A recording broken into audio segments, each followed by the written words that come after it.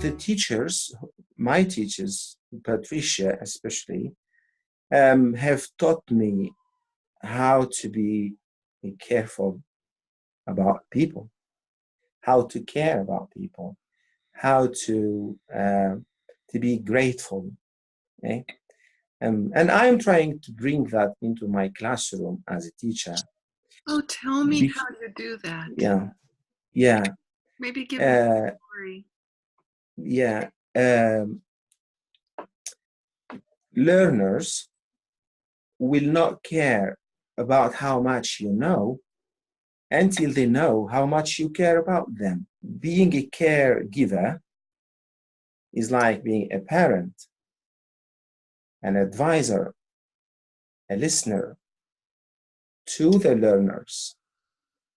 This exists in the in language teaching theories, but it is deeper in focusing, because focusing might teach you that you are doing this without objectives, without judgment, and with a lot of patience and acceptance. So focusing really gives the humanistic side to the teaching process.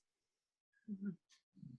Because as a teacher, you are teaching and you are interacting from your mind, trying to apply the theories and the techniques and the methodologies. But focusing reminds you there that there is more space for you and for the people to live and to express yourselves and to be more to be safer. So I am trying to bring all this. I talked about this earlier a few years ago, but now because there is always something new and there is always a next step, I am describing it this way, right? It is the same. It's almost the same. So my learners are my guests and the classroom is my house. So a lot of care, a lot of respect, a lot of listening. And Rumi is here in this context. So focusing gives you the soul, it gives you the deep human, it gives you what you don't know about what you are doing. Oh, I like that. It gives you what you don't know about what you were doing. Yeah, I've heard gentlemen say once that thinking is what you don't know. There is much to say about focusing. For me, as a teacher, in language teaching theories, there is a hypothesis that talks about the affective filter. When the affective filter is high, there is stuckness towards learning. And when the affective filter is low, learning becomes easier and learners can interact and can take the risk and the learning process becomes easier.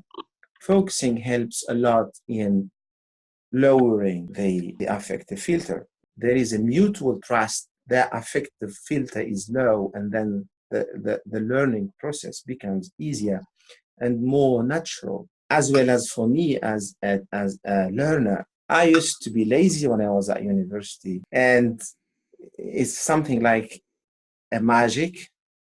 When I started learning focusing, all my attitude and my relationship with learning and studying has shifted. So now I am the hardworking teacher.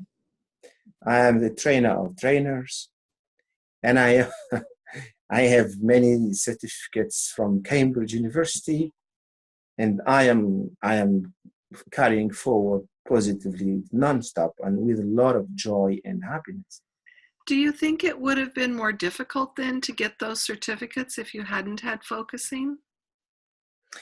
The whole process would be more difficult. Being more dedicated and more curious is the gift of focusing Mhm. for me. And I am trying to share that with my family first and with my colleagues and my learners. Yes, and there is a lot of focusing in learning, Mhm. to be honest. Yeah. So when Jean says that learning is what you don't know, there is always something new next. What's next? In the teaching theory, there is a lot of what you know plus something, the I plus one hypothesis. There is always a new step beyond the learner's current level of interlanguage. So there is always a next step. There is always something new.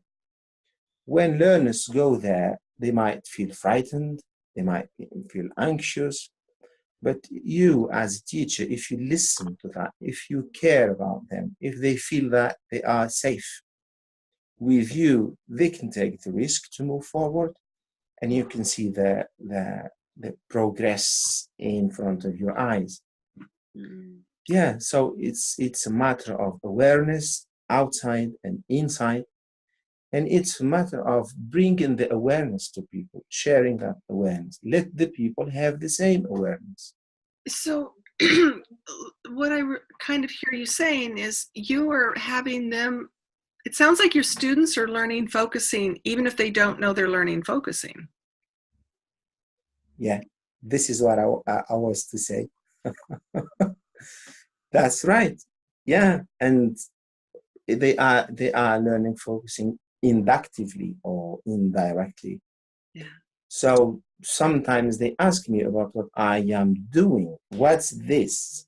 And then at that time I say, okay, I am borrowing this from something called focusing. So my learners, by intuition, are sometimes aware of something new to them, Ah, very nice.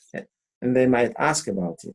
So yes, I've learned from community wellness focusing that the teaching and the learning of focusing is something organic rather than linear. It's like growing a garden, not building a wall. So yeah, it's organic.